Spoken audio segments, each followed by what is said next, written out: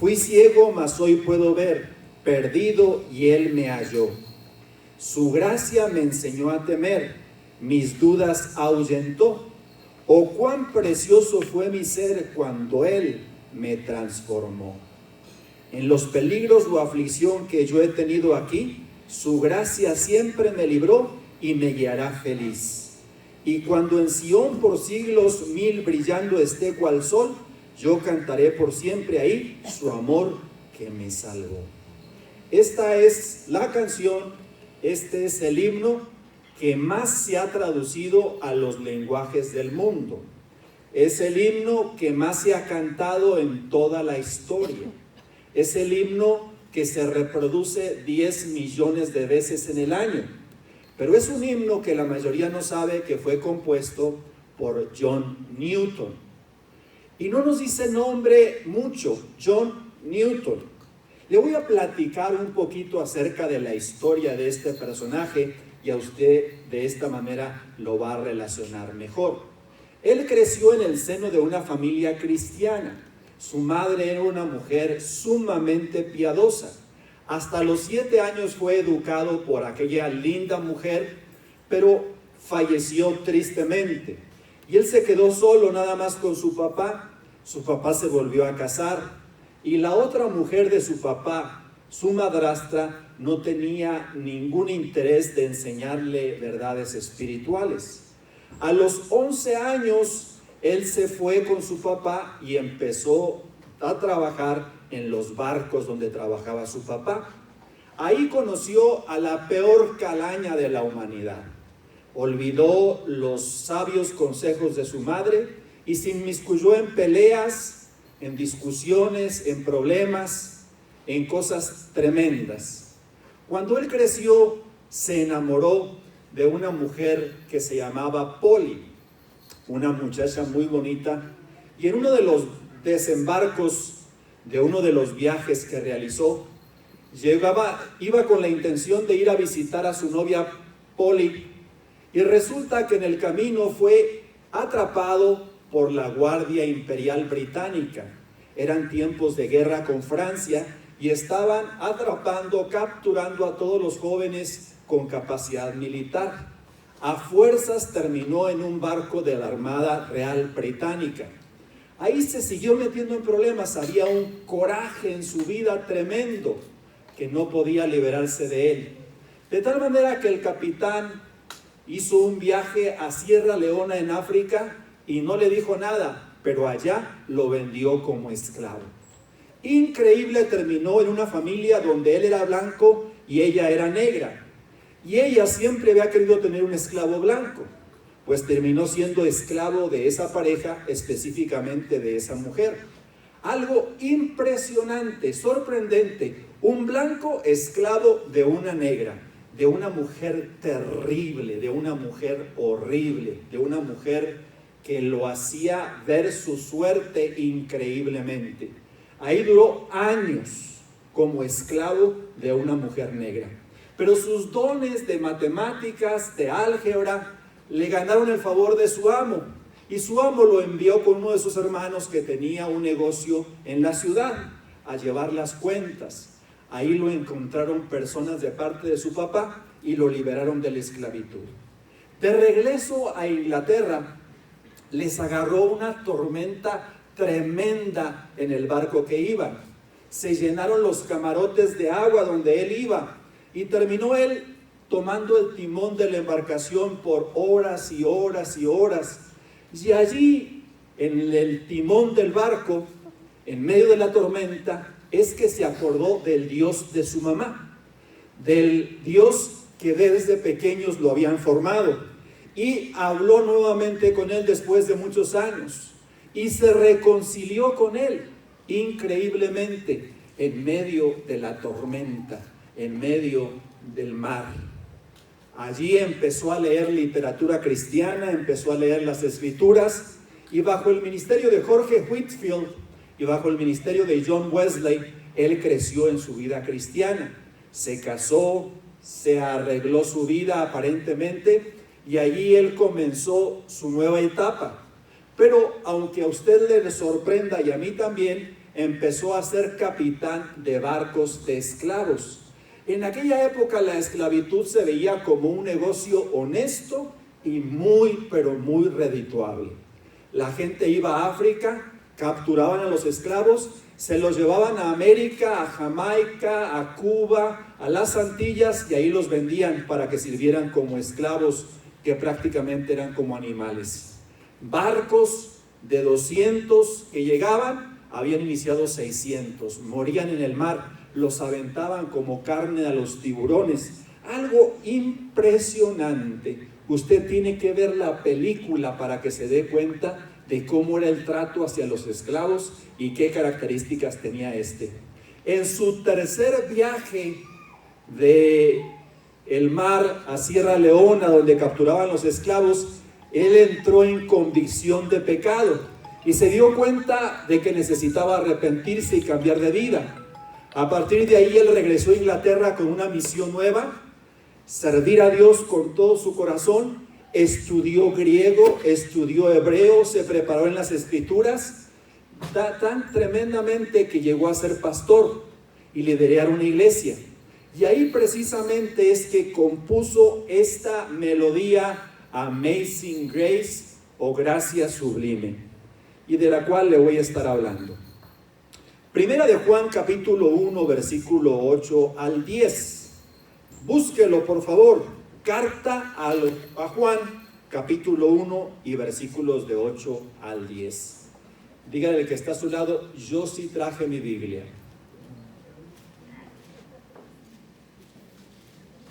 Si no, aquí está para proyectarlo. Si decimos que no tenemos pecado, nos engañamos a nosotros mismos y la verdad no está en nosotros.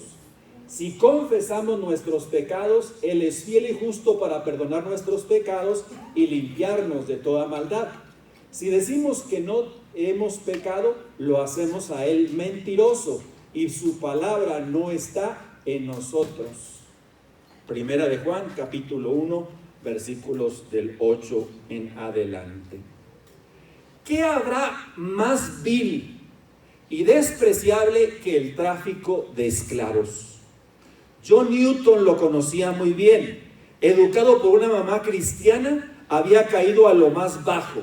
Pero no solo él se ha equivocado, la realidad es que todos hemos pecado. Dígale al que está a su izquierda: tú has pecado. Yo he pecado. Todos hemos pecado. La realidad es esa: por cuantos todos pecaron y están destituidos de la gloria de Dios. Cuando John Wesley empezó a predicar en las iglesias de Inglaterra, él hablaba de esta realidad y la gente se sorprendía que un clérigo, que un hombre de Dios, le dijera que era un pecador más y abandonaba la iglesia, y a él no lo dejaron predicar. No era posible que un hombre de Dios dijera que él era un pecador. Pero la realidad es que todos hemos pecado. Por cuanto todos pecaron, están destituidos. Estamos, dijo la mosca, estamos destituidos de la gloria de Dios. Pregunto: ¿has contado alguna mentira? Nada más 2. Pregunto: ¿has contado alguna mentira? No una. Muchas. ¿Qué te hace ser cuando cuentas una mentira? Eres un mentiroso. Eres una mentirosa. Seguimos avanzando. ¿Has robado alguna cosa alguna vez, aunque sea involuntariamente? Vuelvo a preguntar: ¿has robado alguna vez alguna cosa, aunque sea involuntariamente? ¿Te quedaste con una pluma que no era tuya? ¿Sí? Levante la mano todos los rateros.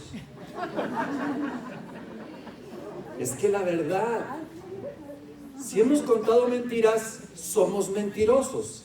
Si hemos robado alguna vez, somos rateros, somos ratas. Ahora, ¿has mirado a una mujer para codiciarla o a un hombre? Vuelvo a preguntar, ¿has mirado a una mujer para codiciarla o a un hombre?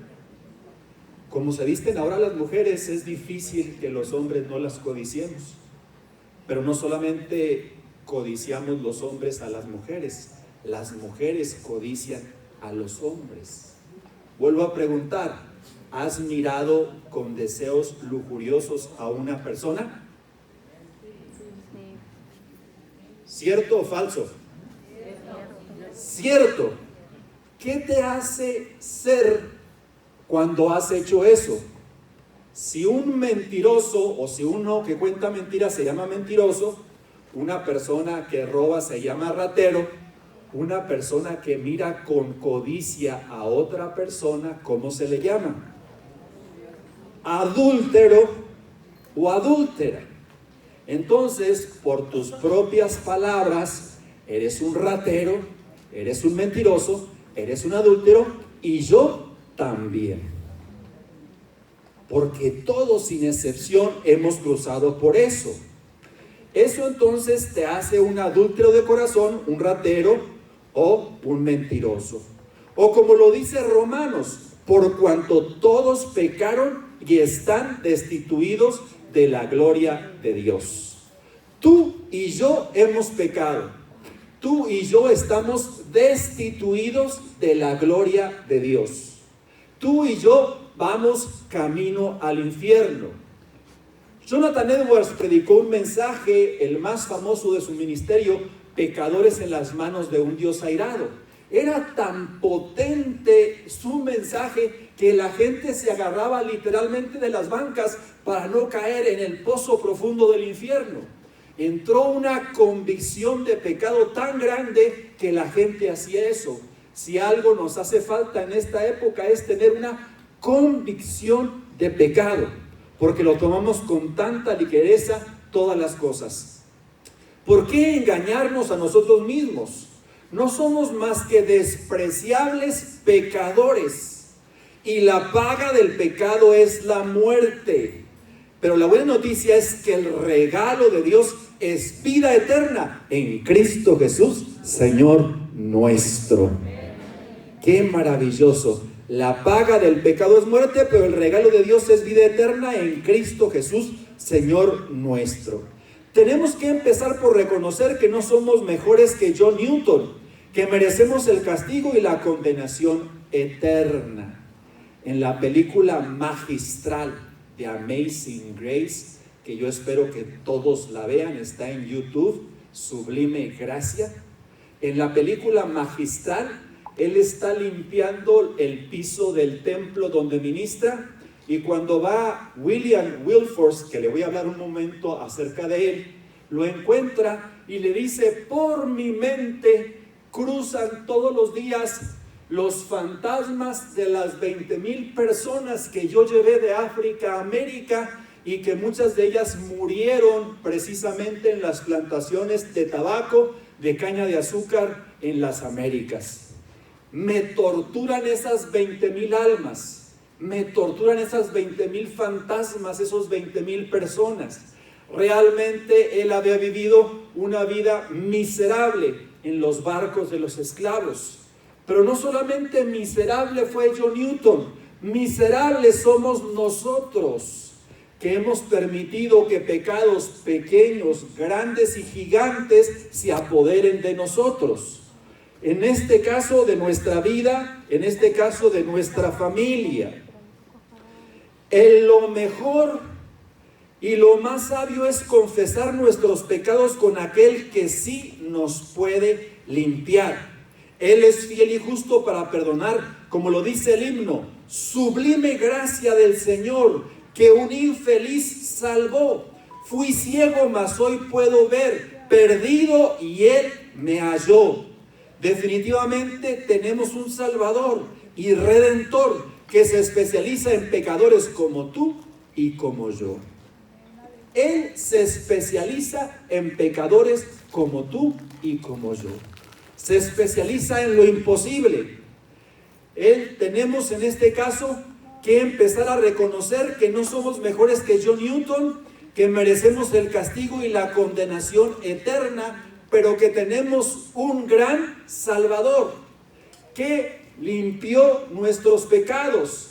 La sangre de Cristo nos limpia de todo pecado. La sangre de Cristo nos limpia de toda perversión y de toda maldad.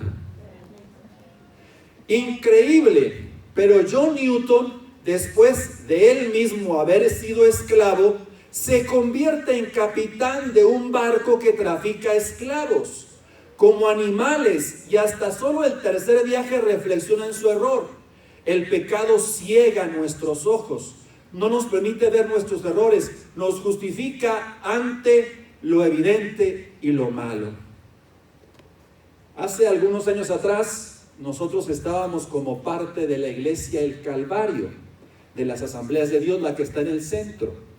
Y uno de sus pastores, que tuvo varios, participó en la trata de blancas, que es esclavitud moderna. Qué increíble que haya personas que no ven malo una cosa como esa, donde las muchachas, las niñas son traficadas como animales y son tratadas como esclavos sexuales. Él había participado antes de ser redimido precisamente en la trata de blancas y en la trata de esclavos. Es increíble, pero el pecado nos ciega.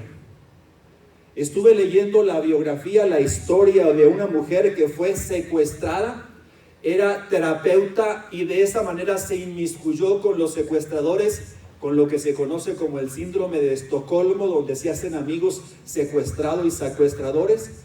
Y cuando ella platicaba con el líder de la banda de los secuestradores, le decía: no tienes familia, no tienes hijos, no tienes nada, ¿en qué te gastas tu dinero que ganas en la industria del secuestro? Y él le decía: me lo gasto viajando.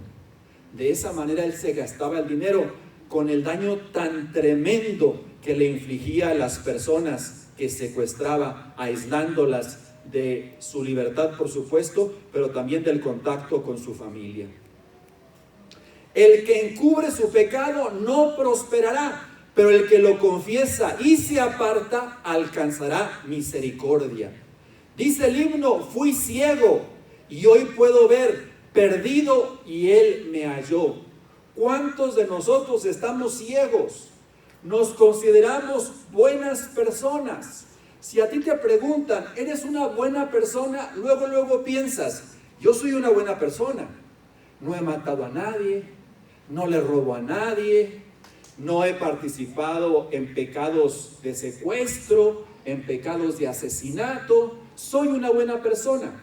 Pero cuando nos confrontamos con la justicia del cielo, nos damos cuenta de que no somos tan buenos como pensamos, ni tan buenos como creemos, que somos viles pecadores que necesitan arrepentimiento, transformación, redención, cambio y transformación. Si decimos que no hemos pecado, le hacemos a él mentiroso. Su palabra no está en nosotros.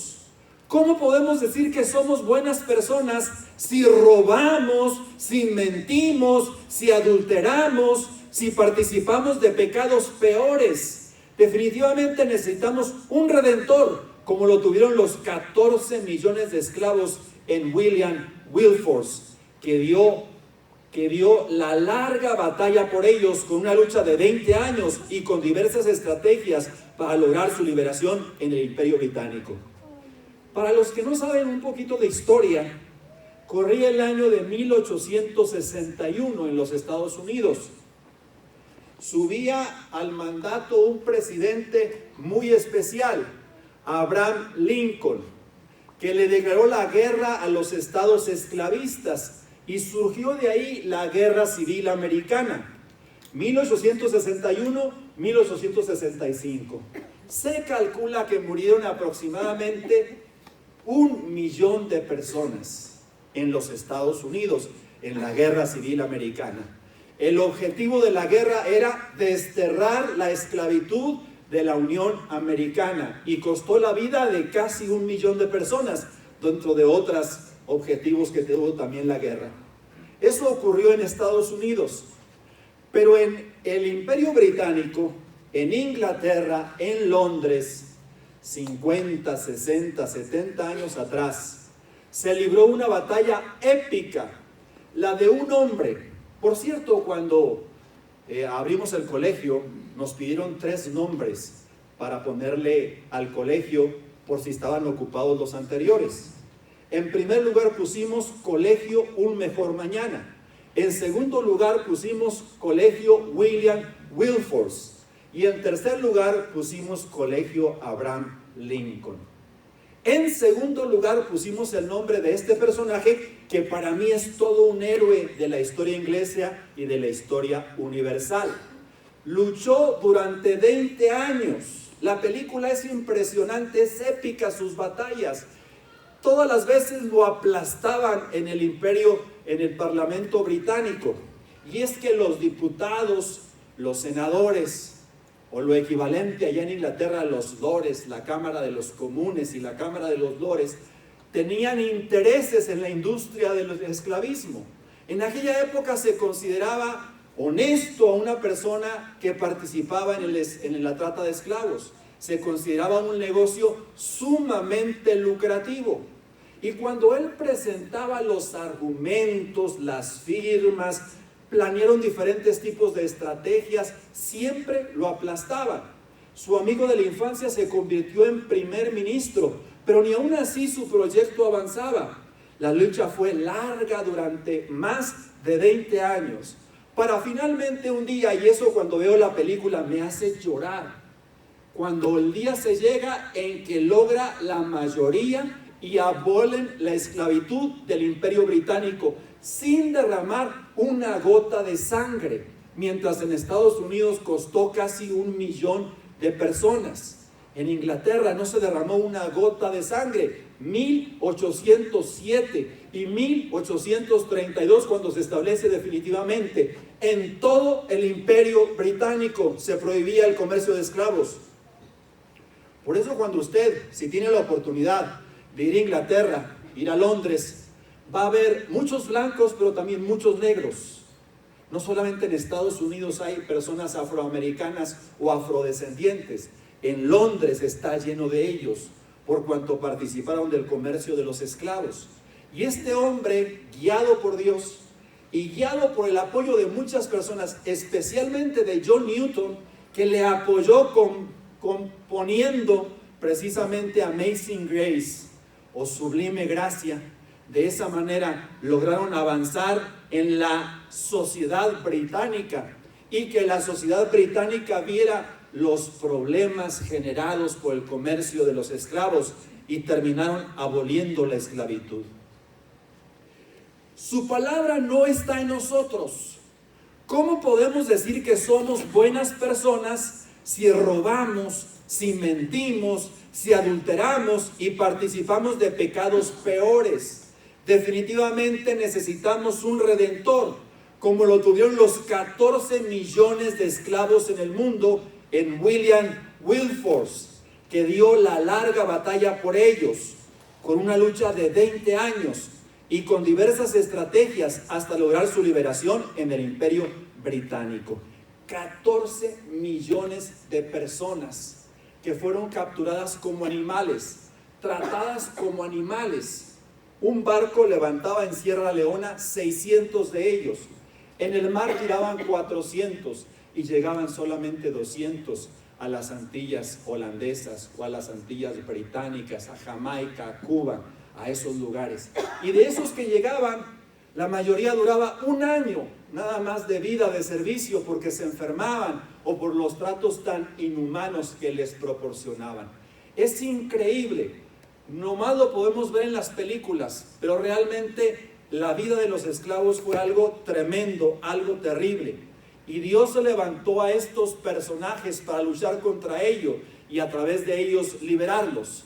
En Estados Unidos, repito, Abraham Lincoln, en el Parlamento británico William Wilberforce y en la iglesia John Newton, hombres tremendos de parte de Dios, apoyados por muchos más hombres y mujeres. Estoy a la puerta y llamo. Si alguno oye mi voz y abre la puerta, entraré a él, cenaré con él y él conmigo. La verdad es que Dios te pone la mesa, te invita a cambiar de vida y de rumbo, te llama al arrepentimiento genuino. Te puedes encontrar con Él aunque no lideres un barco de esclavos. Decíamos ahorita, somos pecadores, pecadores en las manos de un Dios airado, y la paga del pecado es muerte. Si mueres en esa condición de pecado, vas a terminar en el infierno. Pero la realidad es que en Cristo Jesús encontramos redención. En Cristo Jesús encontramos salvación. En Cristo Jesús encontramos esperanza. En Cristo Jesús encontramos paz. Y en Cristo Jesús encontramos todo lo que necesitamos.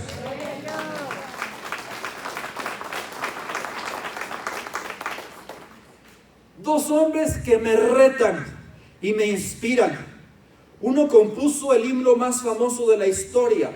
El otro logró, sin derramamiento de una gota de sangre, la liberación de los esclavos en todo el Imperio Británico. Que, por cierto, si usted no conoce la historia, ha habido grandes imperios. Pero el más grande, el más extendido, el más populoso fue el Imperio Británico. El Imperio Británico lo componían Canadá, Australia, Nueva Zelanda, Sudáfrica, la India y muchos, pero muchos otros países más. Se dice que una cuarta o una quinta parte de todo el mundo era británico.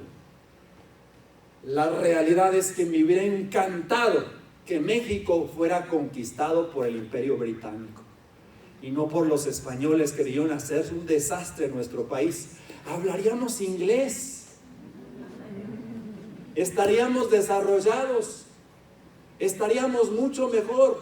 Los británicos eran ordenados, los británicos eran trabajadores y los españoles nos mandaron presidiarios para que nos conquistaran e hicieron un desastre en Estados Unidos mexicanos. Hubiéramos sido conquistados por los británicos. Dicen que un viento huracanado desvió uno de los barcos que iba rumbo a México de parte del Imperio Británico. Si no, hubiéramos terminado siendo parte del Imperio Británico. Murieron entonces casi 1 millón de personas en la Guerra Civil Americana en los Estados Unidos. Aquí en México también se batalló mucho para la liberación de los esclavos y murieron casi 1 millón en los Estados Unidos.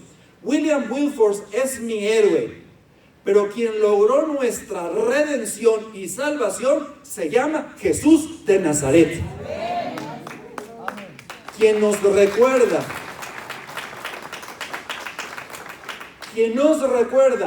conocerán la verdad y la verdad les hará libres.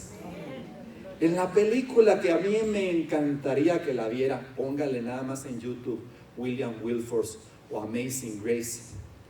Cuando él platica, cuando él convive con personas, les dice: es increíble, tengo todos los argumentos, gano todas las discusiones, pero me aplastan en las encuestas, en las votaciones.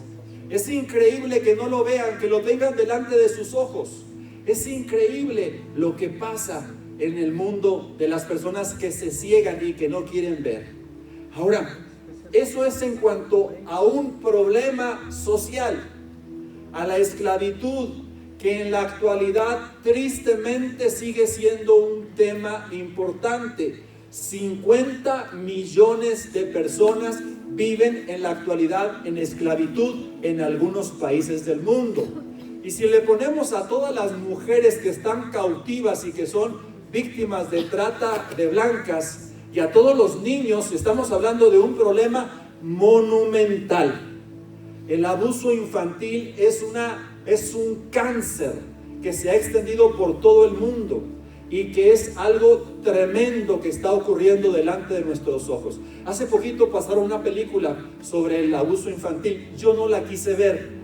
Me enternece tremendamente esos temas. Son fuertes para mí, son impresionantes. No puedo entender cómo un adulto puede abusar de un niño. No puedo entender cómo un adulto puede tener satisfacción sexual con un niño. Lo cierto es que esos pecados son grandes, esos pecados son tremendos, pero lo cierto es que las mentirillas, las roberillas, las miradas lascivas y tantos otros pecados son iguales ante Dios. Delante de Dios no hay pecaditos y pecadotes. Dice la Biblia: por cuanto todos pecaron, están destituidos de la gloria de Dios. De tal manera que si usted es un pecador, está en el lugar correcto, en el momento correcto, en el tiempo correcto. Y está para que Dios obre en su vida, obre en su familia, obre en su matrimonio y Dios le restaure. Vamos a tener un proceso de restauración. John Newton todavía siguió traficando esclavos a pesar de que había sido salvo. Y a veces nos ocurre lo mismo. Dios nos salva y estamos en el proceso de la regeneración, donde necesitamos un proceso para terminar con nuestros detalles y nuestros problemas. Lo cierto es que Él termina la obra que empezó. Él no la deja a medias. Y Él hace cosas sorprendentes, maravillosas y gloriosas. De modo que si alguno está en Cristo, nueva criatura es. Las cosas viejas pasaron y todas son hechas nuevas. Nos convertimos en nuevas personas. Nos convertimos en nuevas criaturas. Nos convertimos en nuevos personajes, en nuevas criaturas. Pregunto para concluir: ¿cuántos pecadores hay aquí? ¿Cuántas pecadoras hay aquí? Si usted es un pecador, si usted es una pecadora, usted necesita la gracia de Dios. Porque la paga del pecado es muerte, pero el regalo de Dios es vida eterna en Cristo Jesús, Señor nuestro. Para todos los pecadores, para todas las pecadoras, hay una buena noticia: que Cristo vino al mundo para salvar a los pecadores, dijo Pablo, de los cuales yo soy el primero. Y es cierto, yo soy el primero, pero un pecador que ha tenido redención, un pecador que solamente va a ver los fantasmas de su vida pasada, pero que su vida nueva es maravillosa. De modo que si alguno está en Cristo, nueva criatura es. Las cosas viejas pasaron y todas son hechas nuevas. Que no te torture tu pasado, que no te torture tu presente, que no te torture tu futuro. Si alguno está en Cristo, nueva criatura es. Las cosas viejas pasaron y todas son hechas nuevas. Si Dios pudo salvar a John Newton siendo lo peor de la calaña humana, ¿no te podrá salvar a ti? ¿No me podrá salvar a mí?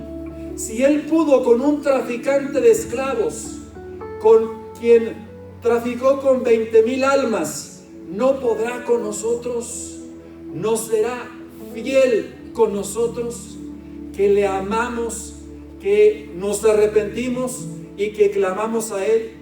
Romanos está lleno de ejemplos de textos bíblicos que nos hablan precisamente de esto, y varios de ellos tienen que ver con el proceso de redención, el proceso de salvación.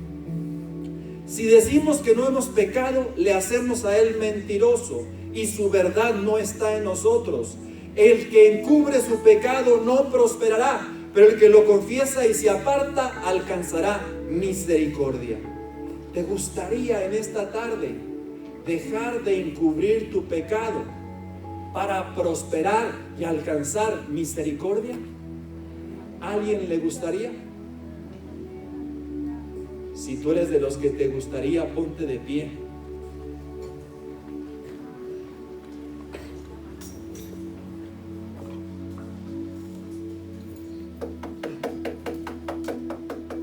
Estoy a la puerta y llamo. Si alguno oye mi voz y abre la puerta, entraré a él, cenaré con él y él conmigo. Este versículo se lo aplicamos a los nuevos convertidos, pero el Apocalipsis nos lo aplica a nosotros. Estoy a la puerta y llamo. Si alguno oye mi voz y abre la puerta, entraré a él, cenaré con él y él conmigo.